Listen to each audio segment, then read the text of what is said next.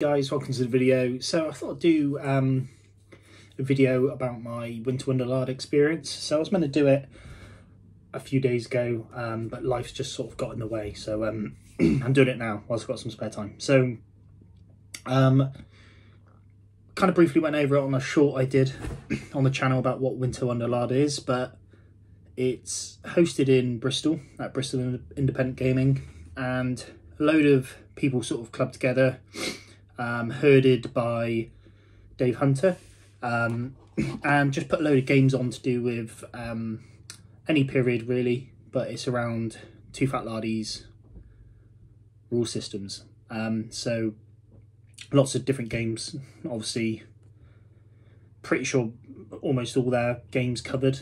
I didn't really have a proper look around on the weekend at Lardy Day, Wonder Lard 3, but from what I did see, some really great stuff. A lot of World War II stuff, a lot of sharp practice, so French-Indian Wars, which looked great. But it's really just a really nice selection, which is nice, and it's all Lardy games, which I really like, so yeah, it's great. So so obviously it's set out over a day. You get 2 games, so you get one in the morning, one in the afternoon.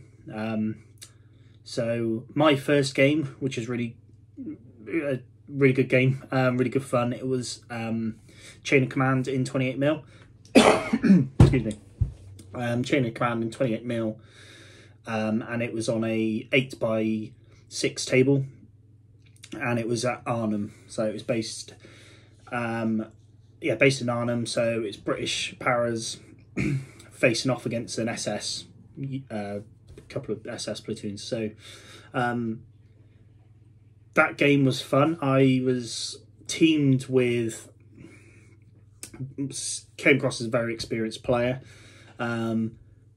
which was great for me because I've not played many Chain of Command games, so I got a bit of hand holding going on, but then after the game went on, I got a bit more confident, so I can sort of start doing my own things, which was or bit more confident in what I was doing.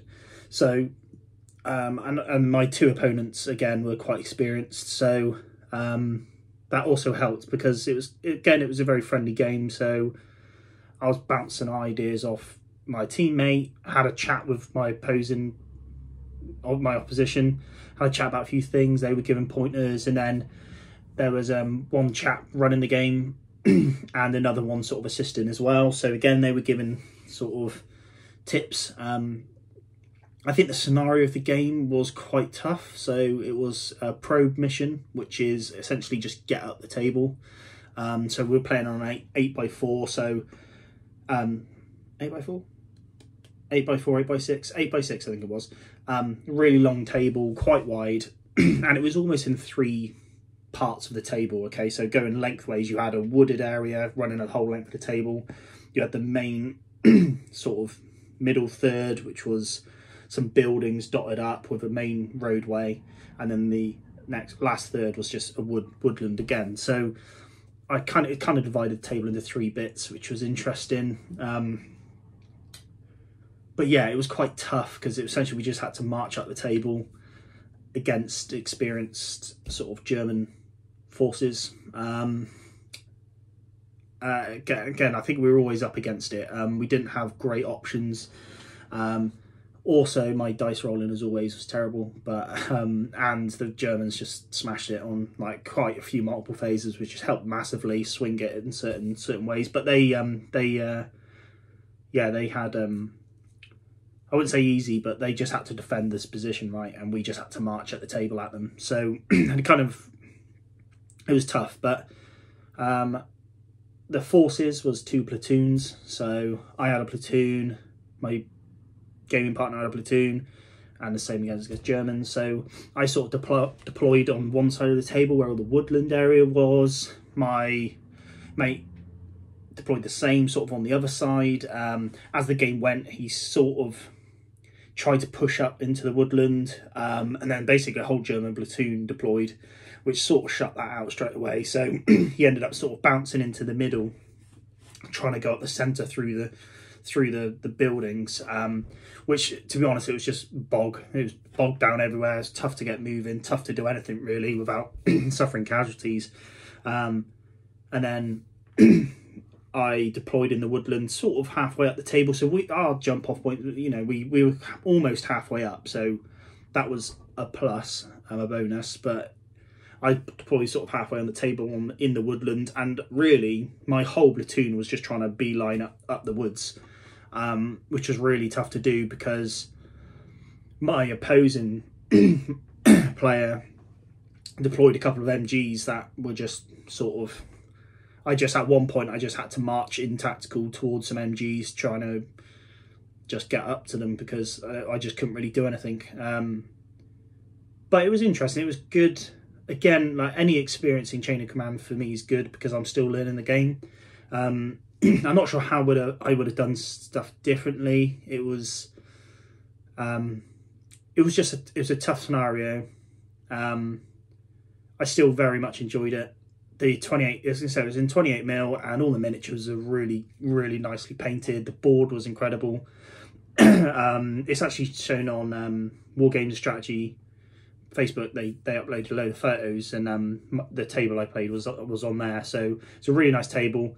And yeah, it was, again, Chain of Command I enjoy, so I enjoyed that. It was a good game. We unfortunately, I'm going to say we lost, but I think we actually called it a bit of a draw. But it was a good game. It just I guess that sort of mission, it was always going to be a bit tough, and it just came a bit of a just sort of bogged down. You know, we couldn't get anywhere because we just constantly had enemies in our faces, and it was just, yeah, it was tough. But it was sort of the game sort of almost pivoted on at the very end, where I was almost at the end of the table, just through grinding up through this woodland, and then my opposition basically just kept a squad in reserve. Real smart play, and near the end he just brought them on, and then that was just one too many squads that I had to try push through, and it just sort of then shut me out. Really, I couldn't do anything else. But yeah, that was the first game. Said, yeah, it was really fun, lovely table, lovely miniatures, lovely bunch of guys that I played with, really friendly. It was like most the games of sort of the Winter Wonder Lard stuff. It's more of a, well, for me, from my experience, it's just more of a chill time and have an enjoyable time. You know, you're not trying to game it. You're just having fun. So and a nice time. So first game, really cool. And really fun.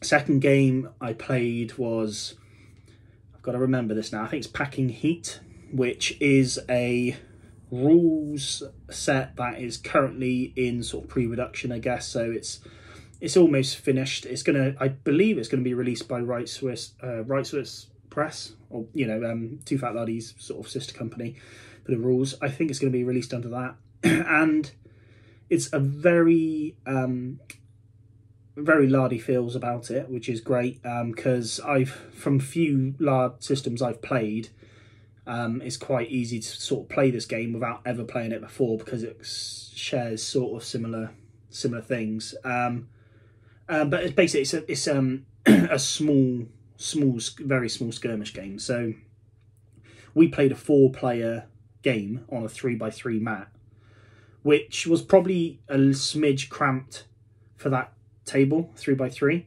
But the chap running it, I've forgotten his name, but he's writing the rules.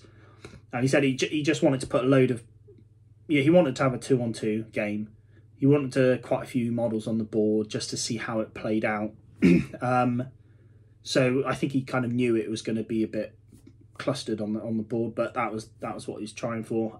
It was an interesting rule set. I liked it. I think he changed the rules for our mini game.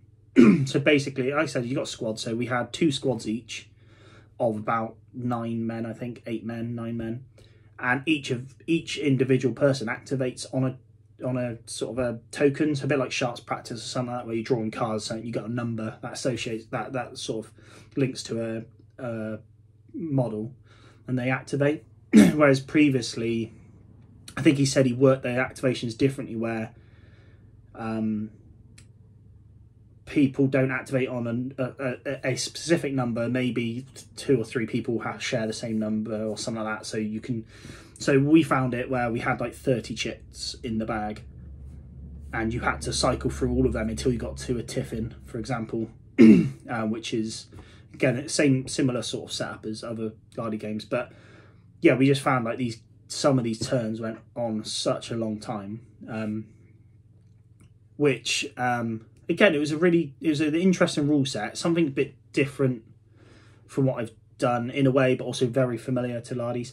It is worth saying that this was based in World War II as well, so it was almost like a Spec Ops mission where you had a couple of elite US squads. So I had a Marine squad, and my mate had a sort of a rifle squad. I said, mate, the chap I was playing with, I've actually bumped into him at a previous Lardy day, I believe, so it was a familiar face. And then people were playing against, they were sort of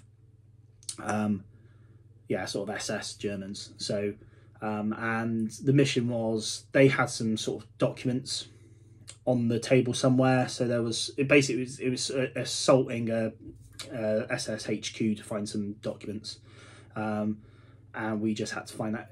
The majority of the game was just a big shootout. The chap running the game said it's very bloody in close combat. We actually never really got there. It was just a big shootout the whole time. But the game seemed to flow really for 4 people going into a game that I'd never even seen it.